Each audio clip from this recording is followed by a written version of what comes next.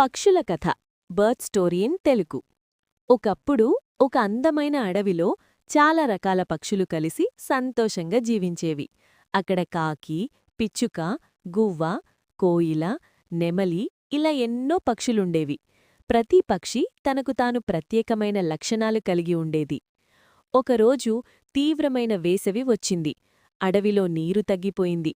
అన్ని పక్షులు దాహంతో బాధపడుతున్నాయి. అందరూ కలిసి ఒక పరిష్కారం కనుక్కోవాలని నిర్ణయించుకున్నారు. పిచ్చుక చిన్నదైనా తెలివైనది. అది చెప్పింది, మనమందరం కలిసి ఒక చిన్న గుంత తవ్వితే అక్కడ నీరు దొరుకుతుంది. మొదట కొంతమంది పక్షులు నవ్వాయి. ఇంత చిన్న పిచ్చుక ఏమి చేస్తుంది అననుకున్నారు.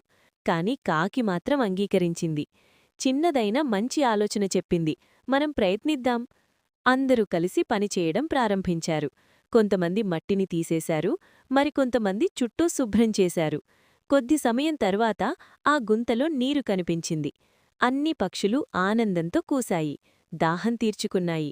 పిచ్చుకను అందరూ ప్రశంసించారు. ఆ రోజునుంచి అన్ని పక్షులు ఒక విషయం నేర్చుకున్నాయి. 1. చిన్నవాళ్లను తక్కువ అంచనా వేయకూడదు. 2. ఒక్కరికంటే అందరూ కలిసి పనిచేస్తే విజయం సులభం.